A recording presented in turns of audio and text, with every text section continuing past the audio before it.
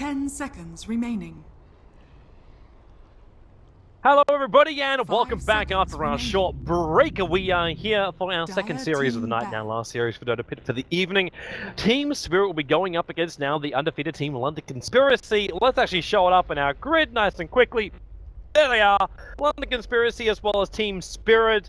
They look like they're neck and neck after having 2 games apiece. The difference, Radiant however, with the team score back. is 5 full points. Team Spirit only able to claim 1 draw and 1 full loss. So London Conspiracy, if they can take this 2-0, anything's possible after their victory over Na'Vi, then maybe they could actually be neck and neck with 10 Na'Vi seconds and be remaining. 1 game less played than them.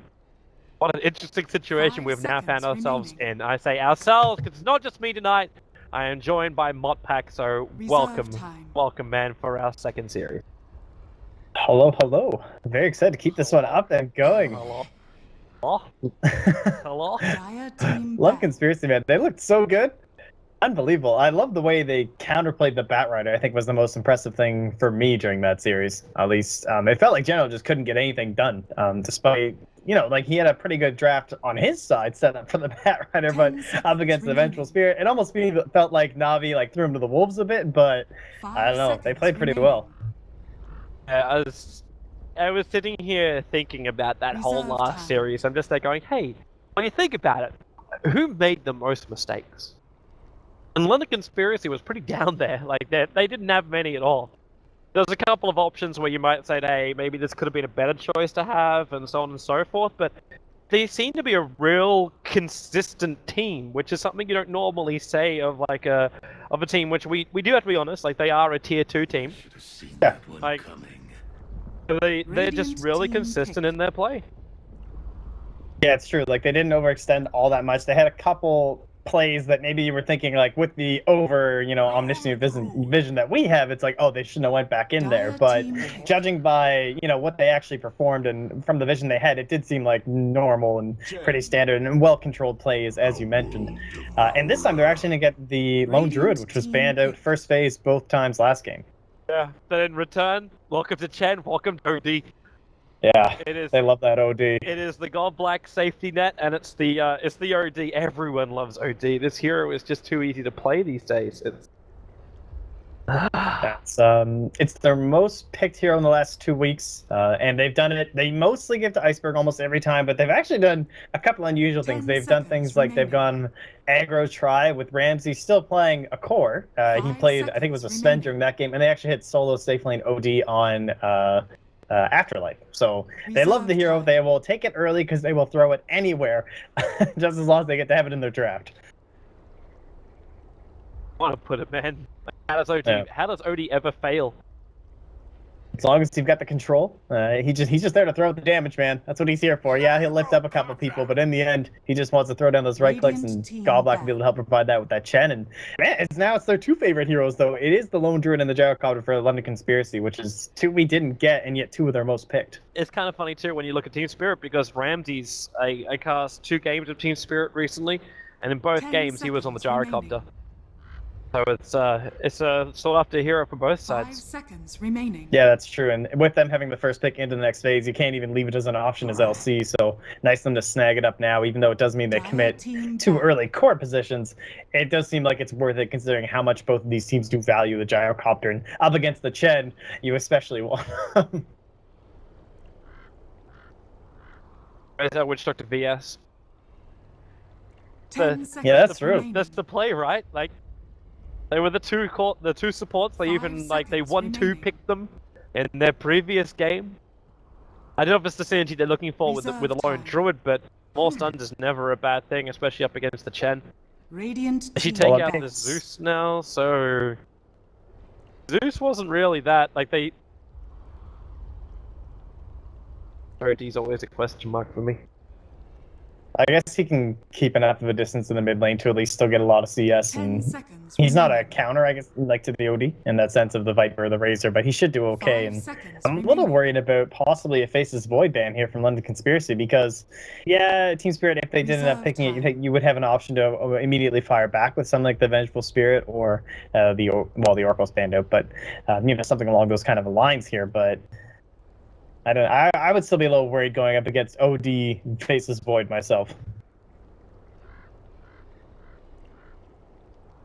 Come on, just get to the next phase of picking. Everything else like might give us a little bit more insight, but it's nothing really. As you take out a Bat Rider, take out Death Prophet, can't believe we forgot about her. And Team Spirit directly into this Ven. Well, you can feel the pressure being applied, but it's a lone druid and a gyrocopter. Like, I wonder how. Like, what are you going to do up against a lone druid? Luckily, you already have the Chen, first off, which is great. One of the best reasons to pick up the Chen versus lone druid is that lone druid is essentially impossible to gank especially if he's in a safe lane, like solo safe lane lone druid, with a bear, with the Savage Roar, you just can't get him. But Chen allows you to dive those towers, really get in there. Now they're going to answer back immediately with the Witch Doctor, too. So this is great. Not only does it help counter up against the Chen, the potential for the Faceless Void, even though it is still there, you do have a little bit more to work with here in between just the Death Ward still having that nice long range to counter the Void, as well as the cast can still be pretty handy inside the Chronosphere too. Yeah. It also punishes that dive you're talking about. So if Gold Black likes to do what he's doing most, he just runs in behind the tier 1 tower. Then you have like Savannah and now Rubik run themselves forward to get to pick up an extra control. Paralyzing cast here, I said it from your own creep wave. Cast does even more work than I'm liking London Conspiracies just with the start of their draft. Team Spirit definitely have a lot to work with. But I'm wondering just how they want to do this. Like, is this going to be a safe lane now? Like a safe lane Savannah support Rubik? A rotating Chen or just a farming up Chen? They smoke earlier, they try and gank up on the mid lane. You still don't even know what the mid lane is, yet you pick up your support hero to gank him. Remaining. Either that or Team Spirit is considering some level of aggression, where you run like a Rubik and a Sven on the off lane with the Goblik Chen support. Yeah, and a little bit of aggro. That wouldn't be the worst play either, just because of how much control Chen obviously will give you, same as the Enchantress moving into that opponent's jungle. Well, to help quell that, now not only do they have the cast, not only do they have Black Cannon and Call Down, they're even going back for that Splinter Blast on the Winter Wyvern. So yeah, the hero got gutted on that Winter's Curse, but you know, Winter Wyvern wasn't picked all the time for the curse. Yeah, it was amazing, but it was that harass in the mid lane, and it was the early kill potential as well, using the Arctic Burn, as well as that Splinter Blast, and then, of course, all the sustain you get from Cold Embrace. So there's a ton of synergy working out here in between the AoE, in between the sustain of the London Conspiracy draft. All they're really lacking is maybe some sort of an afterplay control that comes out after the Winter's Curse. Like, when you can finally start dealing the damage, can you get something more than just Call Down and Death Ward? Can you get something to hold them there? And the Nyx Assassin's a great band for that too. Like, being able to line up for a really nice impale could have been what they might have needed there, and obviously a great counter to that would be. Goodbye to the Tide Hunter. Probably one of the very few heroes which London Conspiracy could not zone out of the off lane. Yeah. Need to try and find something else to do that. Up against the lone druid, I wouldn't mind a Slardar, honestly. It's not the most meta hero these days, but the minus armor is really important. When you've already got a Savannah spell? It's just, the minus armor is so good against the bear, and it would give him an option, like he can rotate relatively early with the sprint. He doesn't have to be level 6 to actually contribute to the kills, and it would provide them with a little bit of chasing potential and vision, but... I'm wondering if you can get away with Nature's Prophet. He's still in the pool as well. Mm-hmm. You can get away with running those dual lanes, like Rubik's Van off lane and then Nature's Prophet up on the top. You assume right now it's a lone druid off. I was actually going to suggest it first before I even said the Slardar, and the reason why was because it is survival and it can live, but my problem with, and why I didn't bring it up, is because I don't feel like it offers much up against the bear. I guess if you have a couple points in the curse, it can help to bring him down, but overall, I feel like they're lacking a lot of control in the massive AoE. Like, that Tidehunter ban to me was perfect. 10 seconds remaining. I agree with you. Where is this control from Team Spirit? Even Rubik's control is kind of negligible. When you think about what London Conspiracy can do instead. I'm also worried that Team Spirit's lineup is just going to get, like, just stuck. Like, you gotta run through Call Down, you gotta run through Entangles, you gotta run through Paralyzing Cask. Rubik might be hoping to steal a Death Ward, but it should never happen because you can toggle Voodoo Restoration, so Rubik should never be able to take your Death Ward. And then Winter Wyvern has Curse. and welcome to burst damage. So now you get a Lena for the mid. She's actually one of the few heroes I've seen play up against an OD and successfully win the lane. But it comes with on the back of rotation, so an early smoke from Witch Doctor and Wyvern is what I'm going to search for. And then Baby Knight, all he's got to do is hit one Light Strike Array on an OD. And imagine it after the Winter's Curse as well. Like, there's so many potentials for massive wombo combos here from London Conspiracy. They definitely have this whole, like, execute. It's not even, like, a difficult execution where some teams you're like, well, it's not going to be that easy to pull off. But, I mean, Winter's Curse has a massive range, and it just gives you, basically sets it up right up on the T-ball there for your LSA, your Dragon Slave, as well as the Call Down, and then Death Ward whenever you feel like it. 10 seconds remaining. Yeah, I'm actually liking London Conspiracy to take another game right now. Looking at this draft. But well, what's going to decide it is probably going to be Gallblack and how they deal with him. True. Very, very true. Like, what does the impact this Chen bring? Because if he does allow those major early ganks, bring down the Lone Druid early on, they're going to be able to try and get a little bit of a snowball coming from Team Spirit. Like, moving into these towers, there's not all the points. We kind of saw this with that the draft earlier today with it was London Conspiracy as well, where they didn't have the Death Ward ready, they didn't have the swap ready, and although they don't have all the same push that Na'Vi had that game on the side of Team Spirit this time, the same objectives are still out there in terms of tier 1s and tier 2s they might be able to push into before this whole wombo combo actually comes online. And Spirit has already won the early vision game. Just throwing it down right now. You have an Observer Ward which is going to watch for Gallblack's movement. It's currently seeing both the position of Iceberg as well as Gallblack. And he got down this other Observer Ward, which instantly allowed him to know where Team Spirit planted their Observer Ward. They'll see all the movement of Team Spirit. They'll understand when the Chen comes out of the jungle as well, because their warding is that deep. They'll understand when he does smoke up, or should at least have some level of indication of what's going on. They have heavily committed here for the top lane vision, though, so it's understandable when you have a tri-lane and you're trying to protect this Lone Druid up against the Chen, so... I'm not even sure it's for the Lone Druid. This just does feel like information for the mid. Keep the Lena safe. Because the vision, like, where the wards are currently positioned, just reveals, like, okay, this is not going to work. That bear is way too late to get there. It just reveals the movement out of the jungle of Team Spirit, or what's happening inside the jungle. Yeah, no, it's true. Because Baby Knight, obviously being on the Lena, she's no puck or anything like that. You don't have those survivable, any sort of mechanisms towards actually keeping yourself alive. So, giving him all this vision in the mid lane, and just relying on the fact that you're not going to be seeing the Chen that much. There's not really much to pair up with the Nevada anyway, so moving down to the bottom might not actually have that big impact that you're generally looking for when the Chen rolls on into, like we saw last game, where they were coming up with like a Slark Pounce and etc. So hopefully it's going to provide Baby Knight a good enough time, but I wonder how much they're going to be trading away in terms of this top lane. Like, I don't know what Kefka's going to be able to do out here. We'll see. Worst comes to worst, he just Iron Talon, so, you know, then he is going to be that one key element that's going to be farming a lot for their draft. A little bit of extra luck as the Saturn Blast into Always Wanna Fly. Kefka, because they saw that early Observer Ward, he's able to just, like, because he unblocked that camp. Yeah, that was nice. Yeah, with the pull overs, he's got a lot better chance of throttling that wave and still getting a lot of experience. Better keep the support hero out and just go from there. Bottom lane, Afterlife, he's going to shield himself up, trying to run himself out. The damage isn't going to be enough to kill him. Yep, yeah, it's not enough damage to kill him. I was fairly confident with my call on that. He has to salve up. But this Abaddon is kind of out of consumables. Like, there's no mana left for him. He's only got that one Tango charge.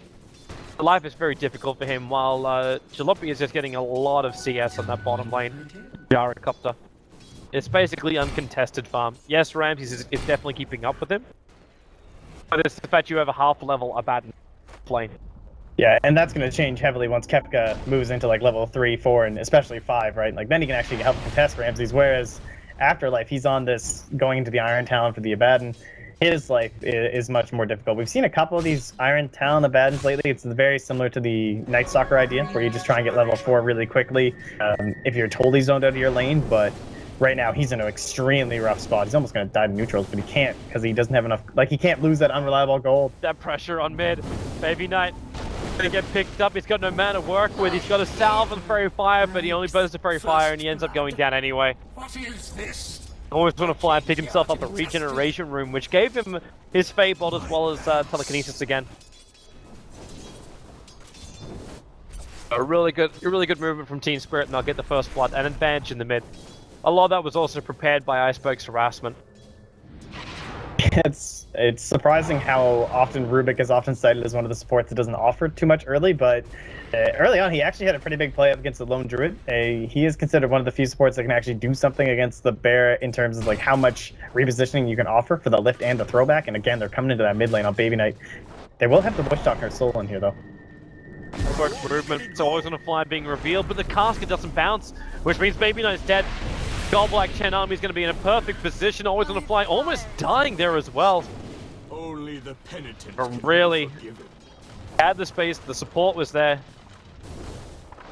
That was great positioning from Godblack. Being back far enough. I think it was a little bit early as well from Solon, though. The paralyzing cask throw, you burn one hero smoke. You really are assuming anyway around the 3 to 4 minute mark that it should be the Chen gank as well, because he hadn't ganked yet. Yeah, it's true. Especially, I mean, they were smoked up, and maybe he was suspecting it was just gonna be the Rubik again that Godblack's up and farming, but they should probably know it's probably coming. And without that vision though, like just because he wasn't revealed in time, I can understand the immediate cask trying to save Baby Knight as he comes out of the Astral, but again, it is just superior play from Godblack. He loves this hero, and next target will probably be the Lone Druid. They can try before he hits 5, but he should have it soon. Now, it becomes a little bit stronger if he can crack level 6 as well. Save that point in case the gank does come. Rotation TPs, we should probably keep our eyes very closely on Solon as well as over on Biva. Both are carrying TPs. So even if they do dive, I'm a little concerned that Team Spirit will just get like out. Well, they're getting a couple levels up here on the Winter Wyvern too, which is very helpful. Like even if it's just the 1/1/1 build, coming in with Arctic Burn plus Splinter Blast plus Cold Embrace is a great combo for rotating support. It offers a lot more than many other heroes are able to offer this early on. And a nice ward too. And they want to keep an eye on what he's gonna be able to get for the Lone Druid here. Looks like Stolen saw him leave though. They got their own observer wards down. There's still that one which, well, always on a fly is going to walk directly into. Still hoping for an entangle or some kind of pullback. You do still have that Savage Roar up. As, there you go, finally the entangle. And well, Godstrike committed as well. Always on a fly, almost dead. The Orb of Venom will not tick him out, so he'll end up surviving through this as Ramses goes for the stun. Kefka.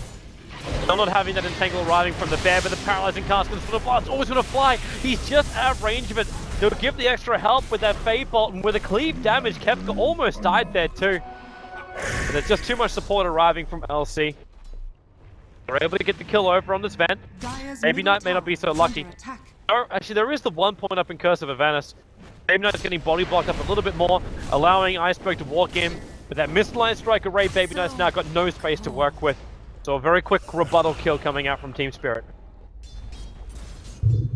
Okay, we're good. We're gonna have ourselves some action all over the map here, but Kefka, he played that pretty well up top, and I don't know if it was kind of interesting. He kind of went for the safe play there on Ramses when he threw the stun out on the Bear instead of the Lone Druid, because he didn't want to get entangled and then not be able to make his way, but it felt like had they actually gotten the setup there, they might have been able to kill him in time, only because he was still relatively squishy here. They're gonna kill him now. Again, it looks like if they all get rooted. Throw him back. Roar. Okay, that took a little bit longer to go for the stun. Oh, Ramsey was actually going to do that straight away. He got Savage Roared. That's what it was. What a hero. About that ability sometimes. Yeah, I recently played the game as Lone Druid, and I completely forgot to even get added. And I think I did it like twice the entire game. It was pretty bad. It just seems like such a random. It just came out of nowhere, and it's so powerful. But Ramses, no fear this time. In way too deep. Paralyzing caster too far away with the war cry. They got the movement speed. Oh, That's a big call down speed as well, rotation. because yeah, you brought in a gyrocopter for this. So that's rocket's going to connect, but now Rubik picking up the gyrocopter, throwing away the hand of God, giving Ramsey a little bit more life, but it's still not enough to survive. So a big heal being blown there by Golblack. They are still unable to save that Sven. Now 0 for 2 on your safe laner. And Golblack's up here. They'll have the stun. Cat's gonna be bouncing around doing his thing here. But with Jelly still nearby, I don't know if they really want to engage into this. Just always want to fly in Golblack up here. No. Obviously, he's able to bottle up the rune. Great TP back to base though. Not wasting any time. With the current, like the farm they actually do have over on the Team Spirit, they definitely are leading here. Almost looks like about 1,700 in terms of the overall net worth, and with Afterlife starting to come back online, considering the awful positioning he had, it's pretty impressive that he's up there that high. He's actually above Baby Knight in terms of the overall net worth, thanks to all the pressure they've actually applied on top of him. And he's got the phase boots up, and if he starts moving into this Vlad's, the Vlad's up on top of the Chen, up on top of the Sven. I don't even know if he might even have to go for a Helm the Dominator early if he wants to get something a little bit more aggressive and start fighting into these towers with the backup. He's going to have Hand of God, Mech, as well as Vlad's. It's a nice sweet spot. Yeah, you're right. It's where Team Spirit are just able. They could just mass group up, and I'm wondering if LC have got the defense capable. Ah, no, they do. They definitely do. Assuming Solon will have his level 6 as well as it's a lot of it's on Biva too. Again, trying to get himself into that Winter's Curse could be the big play as well. Just setting up the call down, allowing you to start stacking up some of these roots and get ready to go. Is under attack. Kind of looking more to Baby Knight. Because he's way too far behind. He's 0 for 3 with 35 CS.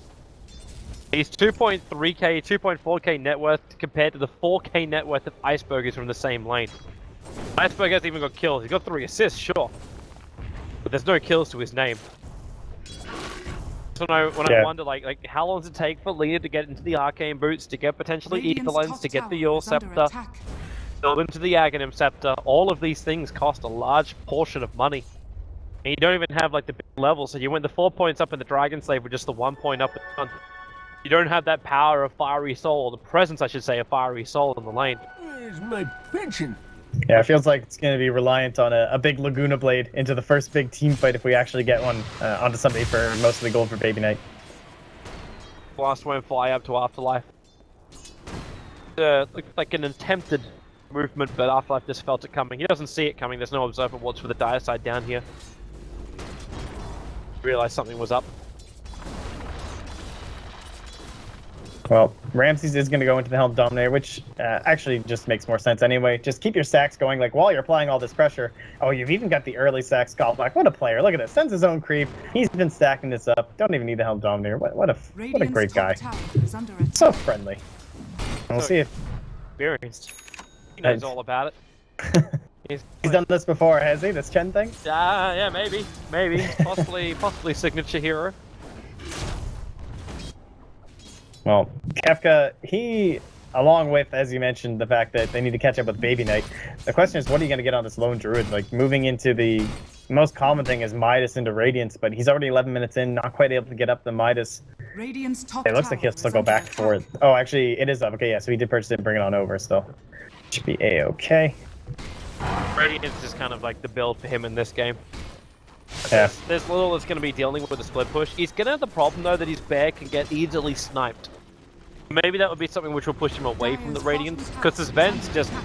Like, if he gets a Blink Dagger and the bear's doing a split push, the Ven just blinks in, stuns him, and then takes out the bear. Then you can basically say goodbye to your split push at that point. So you may consider something a little bit more aggressive. I don't know if you actually want to go like the Basher or Mjolnir build. Sorry, Maelstrom build on the Spirit Bear. Yeah, it actually wouldn't be that bad, especially up against the Chen too, but I guess it's just the fact that Radiance just seems so dominant right now, and the amount of farming potential it gives you in like a safety area where you don't even have to be there.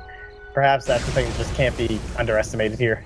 And our first big stack, can they contest this here is the question. Doesn't look like it. Oh, what a great time to have an Invis rune though. And you can now leash this experience. This is huge for Baby Knight. Well, only if they take it. Like, you can't leech off the Ancients. They'll need to actually get in there and take the kills. No, you can leech them now. It got changed. Really? When did that patch come through?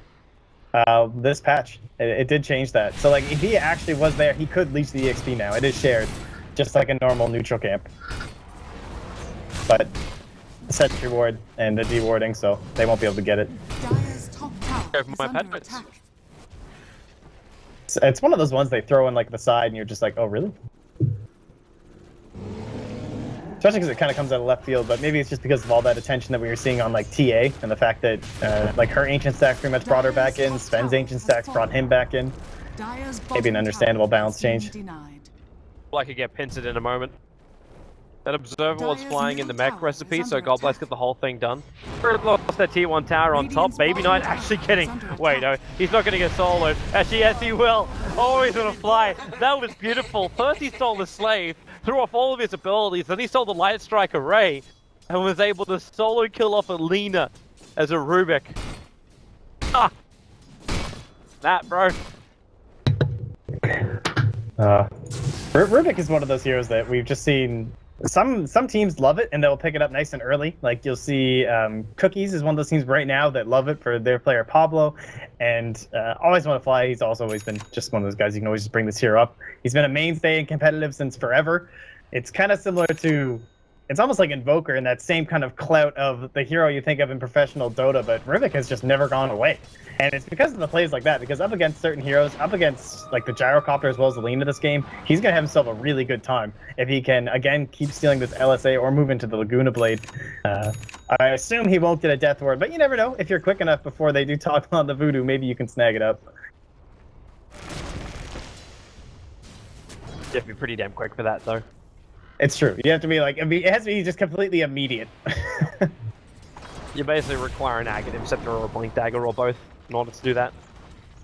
If you have the Aghanim Scepter and you steal the Death Ward, hell yes! That's the dream right there. And they have, so now they have the Atos, they have the Helm, they have the, is it done? Yeah, they do have the mech done too. Lads is being worked on here for Afterlife. It feels like it's finally time to start going after these tier 1s. Blink Dagger as well being able to being picked up by Ramses. He's got, Oh, I like this. there it is. Yeah, they've hit the sweet spot. It's a 15-minute sweet spot. They start over on Roshan. Now, Ramses hasn't used God's Strength just yet, and they're coming in complete force. The Radiant side have no idea about this at all. The line's being drawn by the Witch Doctor, sending him down the mid. This is a very quick and efficient Roshan, and without having to use God's Strength as well. Yeah, I really like that. The fact that they're not using that is actually huge. You're still going to have this creep here stacking up the ancient stack, so not only can you save the God Strength going into a tower, it looks like they'll probably have to use it for a fight, but if you don't, you have it to fall right back onto the stacks too. Oh, the Atos. Yeah, slowing down the gyro. They've given up and throw him down. He's going to get the cooldown off. Well, with the cold embrace, he's going to be able to. The death ward to Witch Doctor. The damage just isn't anywhere near enough.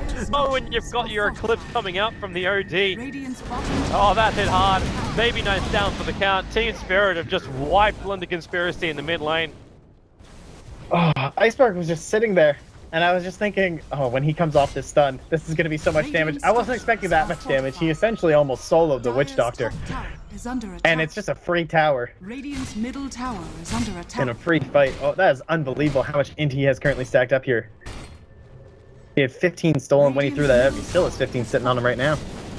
Found hilarious just how ineffective the Death Ward was.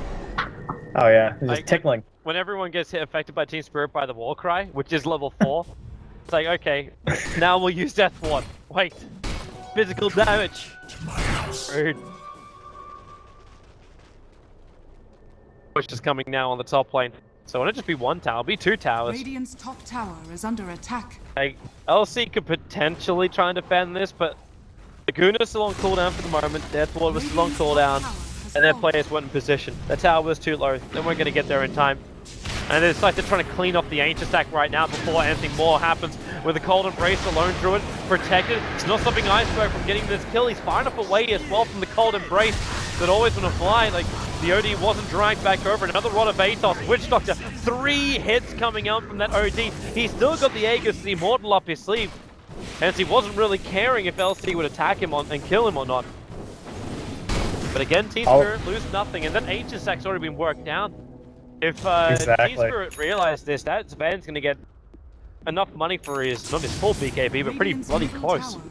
Yeah, they're almost certainly going to back out that direction. They should spot it out. They're going to know that's what they're up there doing. A couple of them even walked down, I believe, going to that engagement. So thankfully, the Godstrike wasn't popped by Ramsey, so he didn't murder Always Want to Fly. But if they end up being rebuffed here, that Ancient Stag is such a huge bounty for them to take. Oh, look at Baby Knight! Wow, that hurts. That hurts like hell. That's 40 stolen, 45 in stolen intelligence just sitting on Iceberg. They're just going for the GG push. It's a double kill for Iceberg. God. One more attack to Rotovatos. He can't get close enough, however. Like, he just bought a blink dagger, but oh man, we're 18 minutes. Like, in all 3 of our games tonight in Dota Pit, there's been a push pre-20 minutes into the high ground. This has been by far the most successful one. And they're waiting to initiate. They just want someone from LC to come out a little bit too fast. There's still 40 stolen intelligence sitting on Iceberg, and his Eclipse just came back off cooldown. Radiant's middle So he moves forward, starts with a Rotovatos, into that lone torch. The Death Ward's going. No! You can see it! You can see it coming from a mile away! Just still! GG! GG! I mean, that's over. Oh my! Well... Oh, I knew it was going to be painful. I didn't think it was going to be that painful. There were a couple, like, man, that cold embrace just, there were a couple times people got cold embraced, and Iceberg's there, thank you. And he stole so much int, and then he just destroyed them. 2 kills was all they were able to muster. Like, they ran right through them. Team Spirit, so, they put a stop to that whole undefeated thing here for